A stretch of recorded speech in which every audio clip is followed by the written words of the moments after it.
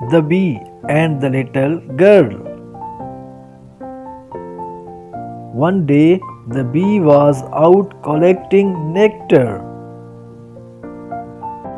when she came across a little girl who was crying.